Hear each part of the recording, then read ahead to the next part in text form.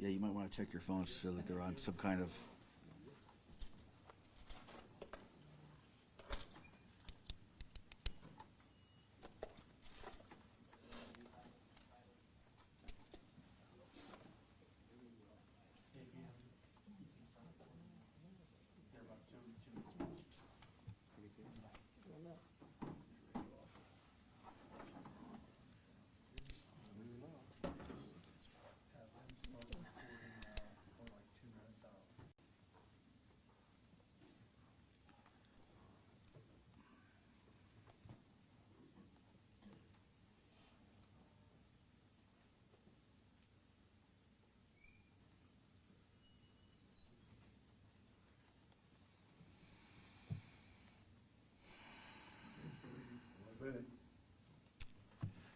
Dun dun.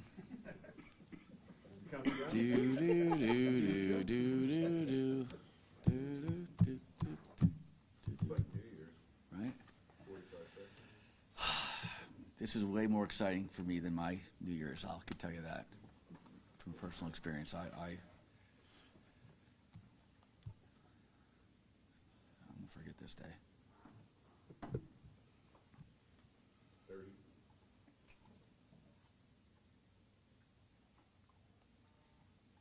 Are we going by Eastern Standard Time? Right? I'm just watching the second hand take it. 20 seconds. Marguerite time's a little different. It is Marguerite runs on its own time.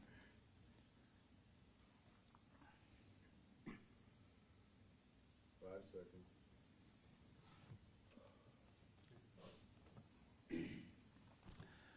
Good afternoon, everyone. My name's Trooper Stephen Lamani. I'm the Public Relations Officer for the State Police in Troop A, which covers Unity Township, which is where we're at today. And we're here to talk about a missing person that we once had, Elizabeth Pollard. And we wanted to talk about the fact that she was found today. And we're going to go into the logistics and all the efforts that took place. Before we get into all of those things, I'd like to introduce the people that you see in front of you that have been a part of the efforts basically since the inception of when she first disappeared. To my right, we have the incident commander for this week's event, Scott Graham. And continuing to the right, we have the chief in charge of operations, John Batcha, and our Unity Township supervisor, Mike Alberto. And immediately to my left, we have the site commander for the Pennsylvania State Police and my supervisor, Sergeant Heather Clem. To her left, we have the Troop A commander for our entire area. It's Captain David Sora. To his left, we have the director of PEMA, Randy Padfield. And last but certainly not least, the director of our public safety for our region, Roland Mertz. To finish up with some more logistical things, I want to talk a little bit about the amount of departments that were here and some of the partnerships we had. This was obviously a very unified command that we had, and it pooled resources from, basically all over southwestern Pennsylvania. We had 25 fire departments that were here, Westmoreland Technical Rescue, Westmoreland Department of Public Safety, Unity Township Road Crews. We had 2 emergency services agencies, PA Task Force 1, Command Post 600. Obviously, we had all of the Pennsylvania State Police resources, including all of our technical equipment, our ancillary services that we have within our department. And I'm going to mention these people last, but they're definitely not least, the Ligonier construction crew.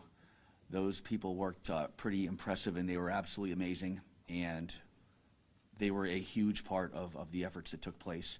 And sometimes you don't think of people that aren't in emergency services that can't be heroes, but I would have to say that those people are definitely incredible human beings, and they did a fabulous job. So I have to definitely lump them in with us because they were priceless. I don't know how else to say it.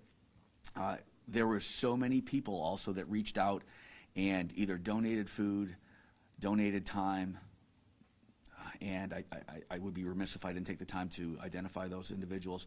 And I have to start off with Mondays.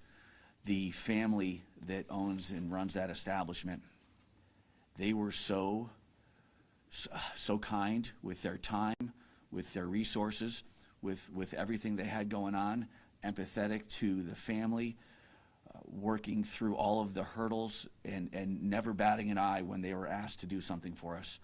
I can't thank them enough.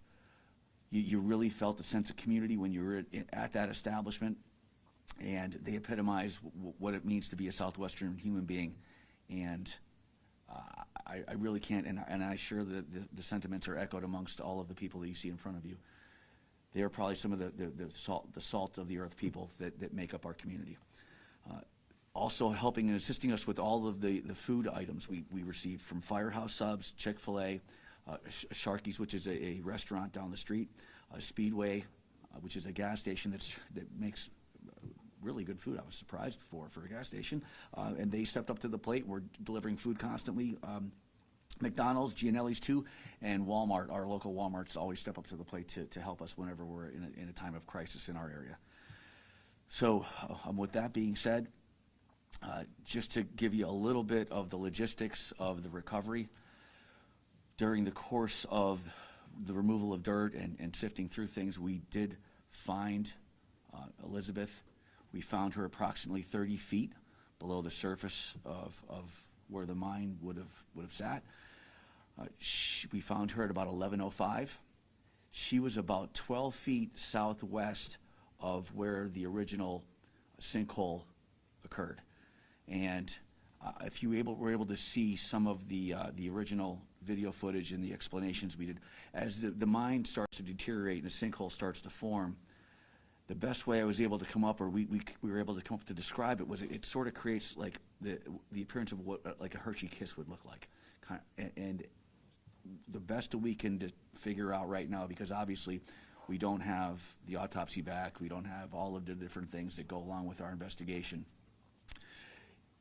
When she fell through the shaft and she landed and struck that mound of, like we'll call it like Hershey kiss, it appears that she rolled or moved that 12 feet or so where our initial spot was, which was some of the impedance that caused difficulty for us to find her, because we know she was going to probably hit the top of that, and then where she went from there was going to be the difficulty of how the gravity affected her location. So with that being said, the overall sentiment amongst the group, I could tell you from sitting in the rooms and talking to people in the community, and my personal feeling is that I couldn't have been more happy for the family that we were able to find her, because that was the only thing that they were concerned with after yesterday, was if they can have her so that they can do what's right when it comes to a memorialized service and having a viewing and all the things that everyone should deserve to have, if that's what your faith believes. And they wanted that. And we worked around the clock and I'll be honest with you, some of the concerns, they were getting dashed a little bit, but the hard work from the people that ran the show up here, they were incredible, and I can't thank them enough. On behalf of the family, we grieve for you, and our heart aches for what you're having to go through, and for the messages that we've had to deliver to you, and sitting down and going to your home and sitting down and talking to you. So please accept our condolences. And with that being said, I'd like to turn it over, because I'm sure you probably have some questions. So we don't have a ton of answers, but maybe we could have some of the individuals that were spearheading and running the operations, talk about some of the logistics maybe, and some of the things that happened. And I'm sure there's people that need to be thanked that I forgot. So with that being said, if Scott, would you be able to come up here? I'm going to have the incident commander, Scott Grant, come up and talk to you guys briefly. From all the responders and emergency services personnel that were on scene, we do extend our condolences to the family. We'd like to have had a better outcome, but were able to bring Elizabeth home. Our thoughts and prayers will continue with the family as they go through their grieving process. I think one of the things that I'd like to point and stress is this wasn't just a Unity Township response. We had multiple counties from throughout southwestern Pennsylvania. We had the Bureau of Mines. We've had, representatives from Harrisburg through Pima, through we talked to folks from the governor's office, senators, representatives. This was a Pennsylvania response to this incident. As Steve said, we had 25 fire departments on the scene, plus there was countless departments that went to their stations, to get ready to respond. We had different response agencies as well that, called, offered technical advice, technical assistance. So this wasn't just a Unity Township response. This was a huge, huge response to this incident. We did establish the incident command quickly, and it was used throughout. It is still running until later. The technical assistance we got from the Bureau of Mines and from Ligonier Construction was amazing. We're not experts in everything. We'll listen to the experts.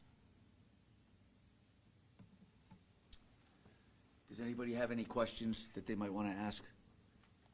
Okay, thanks. Appreciate you. With that being said, would you like to come up here? John, he was in charge of operations. Thank you. I think the biggest thing that I wanted to stress to everybody, this was quite a relief. I'll be honest with you, I felt a little defeated yesterday. Difficult to go to bed, and I wasn't the only one. A lot of emergency responders felt defeated, and I heard that from some of our troopers as well, that they could add on to that as well. We're very relieved that we were able to accomplish our goal. Obviously, would have been best if we could have found her alive. We knew after a period of time that was probably not going to be likely, unfortunately. We were looking at an incident where we're working over 80 hours, over 3.5 days. So it's very difficult. Very appreciative of my firefighters and all the local agencies and surrounding departments, every firefighter from those places, including even the staff of our township road crews and county road crews that came and stepped up and did what they needed to do. Very appreciative for all the effort and the what they did to help us out today through this. Thank you. No one has any questions about the operations part of it? Mike, would you like to come up here? Michael Bartow, he's our township supervisor. Our hearts and prayers go out to the Pollard family. Unity Township is a tight-knit community. We were made of several old coal mining towns, and of course Marguerite's one of them. And when people suffer, we all suffer. The people of Unity Township are sad today. We are so fortunate that we're able to have the resources that we're able to come in to Unity Township from the Pennsylvania State Police, from our own volunteer fire service, EMS, as well as many organizations from the state, as well as the county. And my hope is that a tragedy like this never happens again. Thank you. But is there anybody over there that needs to come up here at all? Okay. With that being said, I know there were some other things that people are concerned about. And I think we should talk a little bit about some of those things and where we're headed. I know a lot of people that live down and for those of you that are watching this that don't know southwestern Pennsylvania, we have a lot of patch towns that we call them, and they're small communities, and a lot of them are involved in coal mining. And we would consider this one of our little patch towns. So the people that live here, we could understand their concern about the fact that we had this horrible tragedy take place. So right now there are people from the mining division that work on reclamation and shoring up the mine. They are right now working on that, and they have engineers that are working here, and we are working to put they're going to put the dirt back, and then they're going to talk about putting a grout in there eventually and shoring up the entire area. At the conclusion of this, I'm also going to provide you guys a phone number and a contact in case you live in southwestern Pennsylvania and you feel that there's a concern for the area that you live, or you notice something suspicious. They actually go out and do investigations to make sure that you don't have what could possibly be developing as a sinkhole. So I'm going to provide that information for you as well. With that being said, is there anybody that has a question specifically for me that I can answer? Yes.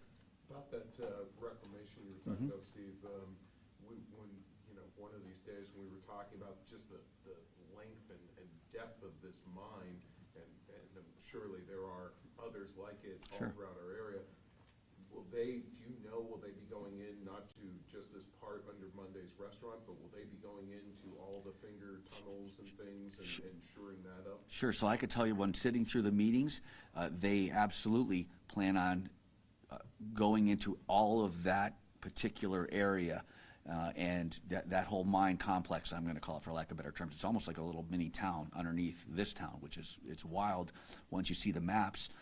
And then the concern also is, are those maps correct and things of that nature. So they're going to work through all of that reclamation group. They seem really sharp, I'll be honest with you, when we were talking to them and their capabilities. And I've actually seen it happen in neighboring towns where it's, for lack of better terms, it's almost like the pumping of what appears to be concrete into the mines. They call it a grouting of some sort. I'm not an expert in it. I'm just from watching it and sitting in on some of these meetings, I've gotten an education, and that's something that they're definitely looking into. I'll be surprised if it doesn't happen. They're talking about doing it in the very near future. So I think that's important for the people that live in this community to understand that. But also, if you live in a different community that might have some type of mining and things of that nature, they will go out and investigate for you if you have something suspicious going on. And I thought that was great to hear, and we're going to provide you that information later on. I know yesterday you had talked about what the plan was today to drill holes down into Yes. the ground and send cameras down there. Is that sort of how today played out, or how did today sort of pan out for you guys?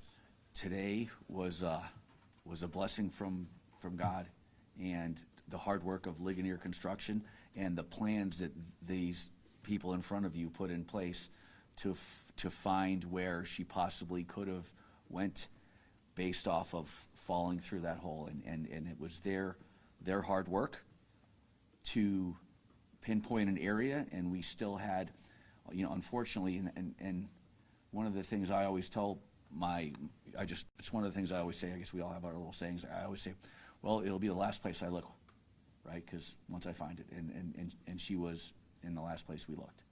And we were fortunate that we were at the stage where we were going to be drilling the holes and didn't have to. So I think obviously the overall sentiment was we obviously definitely wanted to find her alive. I mean, that's without saying. But we also wanted to do right by the family. I mean, right, like they were just asking, can you please find her? And we were tapping out almost all of our resources. We weren't quitting, but we were running, and that's why you see some of the people here from federal agencies and our state agencies that are like, okay, well, what's next? What else can we possibly do? Because that's where we were at, and the plans that they had in place, and the last place that we were able to get to, that's where she was. Do we know if obviously she's with the coroner now? Yes. But do we have any idea, was it the fall that might have killed her, or? I think there's a legitimate chance that we can get those answers, but we don't have them now.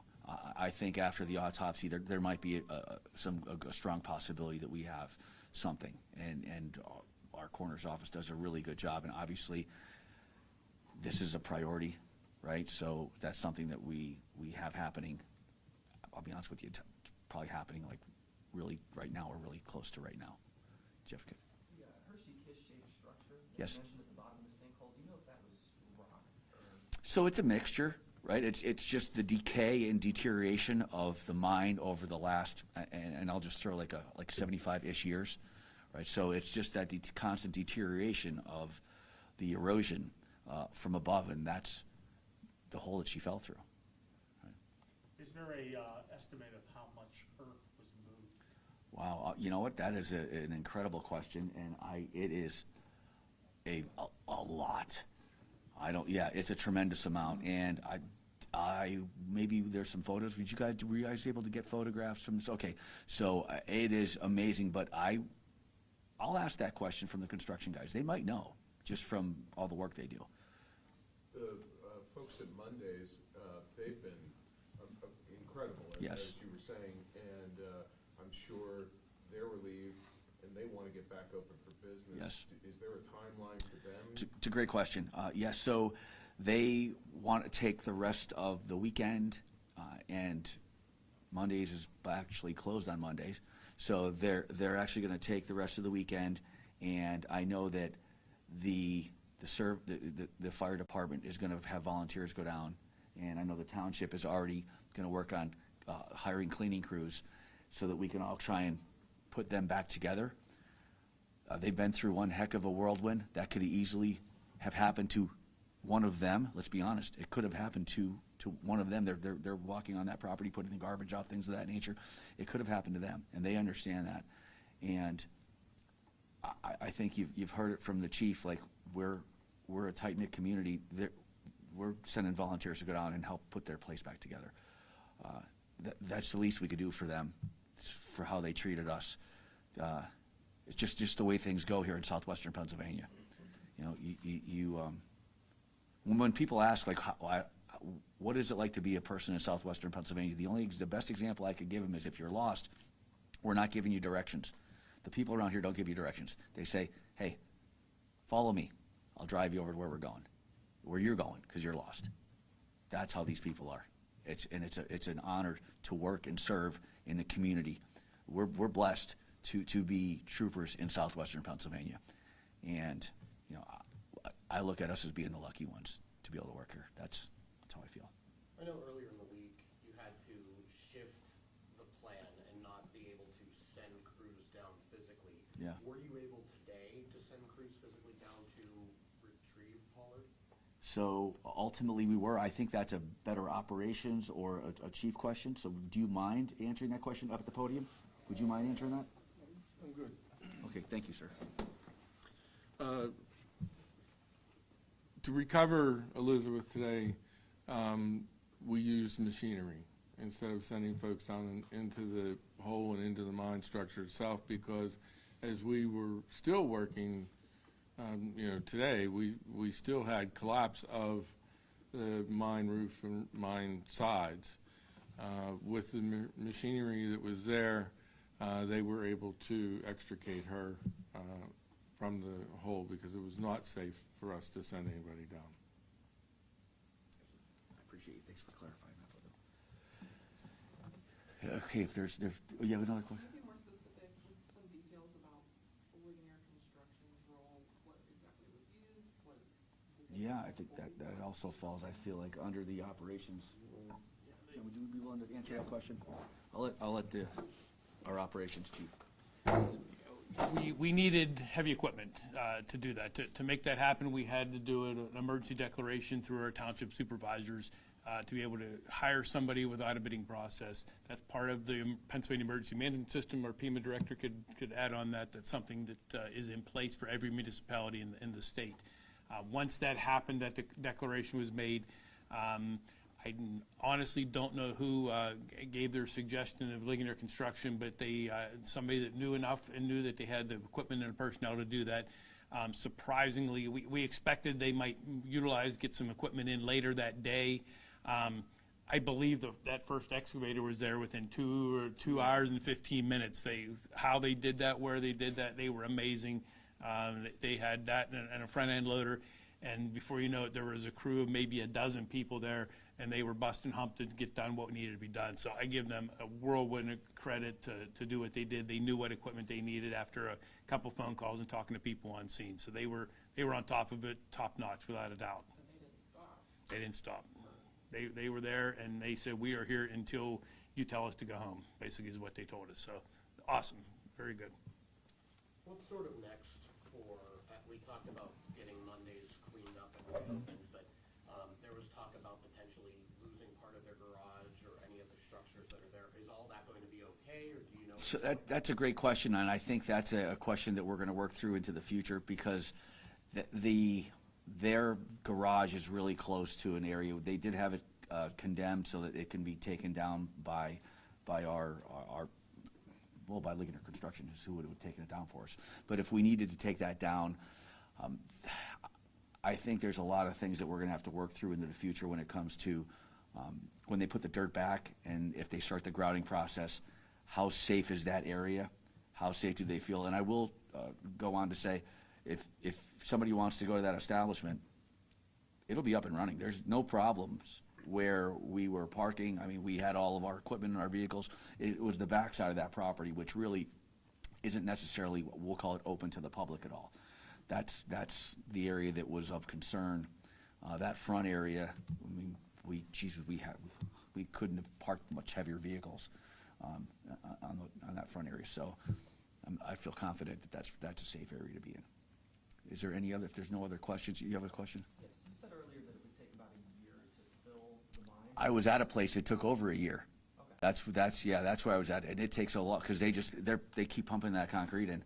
I kept driving by. I thought something was wrong when I went to a place, and I started to look into that because I didn't understand how could you be putting concrete, but that's how they do it. It was I thought it was interesting, and I'm not gonna lie to you. If when that starts to happen down here, I'm probably gonna want to look into it and research it, and I was personally fascinated. You know. And during that time, are you going to be looking for possible other sinkholes as the reports come in that might potentially have to relocate? Yeah, so we're gonna be providing the phone number out to the person that group that actually inspects it, because I'm sure there's people here that are concerned, right? And we want to make sure that we provide that information so that if they see a depression that's inconsistent or something that's inconsistent that they saw before, then I think they should have it looked at. And we have the people that are willing. They volunteered that. The gentleman was literally saying, "Here are my business cards. If somebody sees a depression, please tell people." So I applaud them for looking to make sure people are safer. Like they're all in on that's their job, and that's what they're willing to do. So I wanted to make sure I provided that phone number for you guys later. So if you wanted to put it on your station's websites or whatever news outlet you have, so you can provide that information to the people that are in our region, southwestern Pennsylvania. And I'd applaud you if you put it out throughout the whole country. It won't be our phone numbers, but for southwestern Pennsylvania, that'll be the phone number that you have. Do you have a time estimate of when the concrete pouring process? You know, that probably isn't a question I can answer today. I know that they're over there working right now, and they've working through getting the permission from the owner of the establishment to basically have full reign and access to the mines. I know they were working through that as we were leaving. That was something they were literally like a baton handing it off, so that there's the operations just continuing. Their goal is to have that filled in tonight. You guys knew that the mine was there, it wasn't kept, all the maps were like 70, 80 years old. Mm-hmm. It would have been much more difficult had it been an unknown mine. Yeah, not having the maps and having the Department of Mining there and having their individuals, I think that was intricate in our being able to try and find out where she could possibly be, what were our options.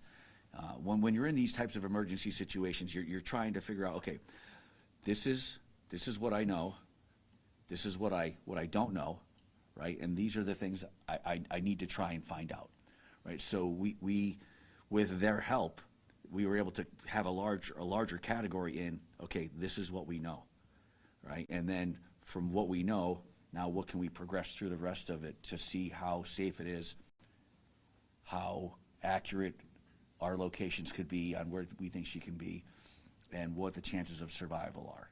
And that was, they were intricate in that, and that was what we were basically doing almost the entire time. When they were sitting in the command staff. Well, they were doing it. I sat in the command staff and watched them do it. But it was great watching this group work together and just being a fly on their expertise. So I think with that being said, we probably covered just about everything. I will get you that number. I think it's very important if you're willing to put that out there so that the other people in the community are safe. And just a huge thank you to everybody that helped us. I know, like, it was a rough go emotionally. We were all going through it, and you know, there was some times when you started doubting yourself, and I can't thank everybody enough, and we appreciate the support. And you know, if you have other questions, you want to send them to us in email. I could maybe answer stuff in email. Probably going to try and update you guys at a later date when we have information on an autopsy. And then if you could leave the family, they sort of want privacy. So if we could kind of like leave them alone a little bit, and not a little bit, a lot.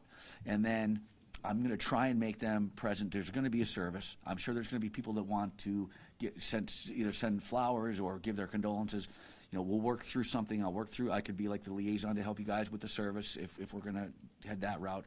And I would think I would have that information by the time I'm getting some information about the autopsy. So I would think it'll be sometime early next week. So if you guys could be patient and, you know, leave the family alone, we could reconvene sometime next week. And I'll give you ample notice, and then we'll talk about what the arrangements are going to be, and maybe I have some autopsy information for you at that time as well. And maybe, hopefully, I have some information about the reclamation, and maybe some times and dates of the grouting, of when that might be starting. Okay, so thank you for your time. Thank you for all the people that said prayers and kept the family, the Pollard family, in your thoughts and prayers, and the people that reached out to us. We felt the support from the community while we were there, and I know there was times that we you know, you kind of felt defeated, and it's a better outcome than that. There was a point in time when this is a better outcome than we thought. Well, I thought we were going to have, and I just want to say thank you. Can't thank you enough. Thanks for rooting for us, and keep the Pollard family in your prayers. Thank you.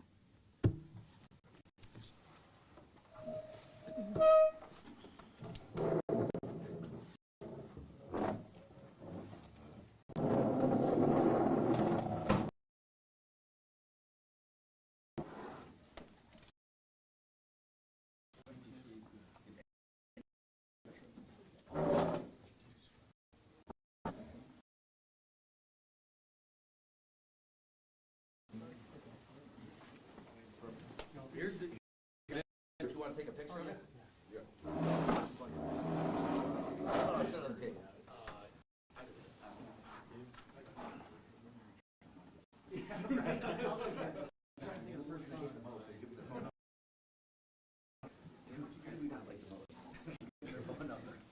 He did say, if you have a depression, call us.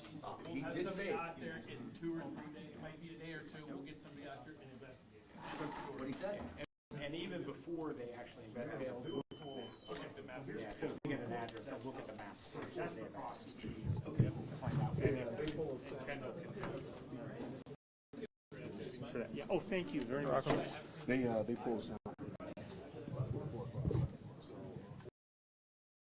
Yeah, yeah,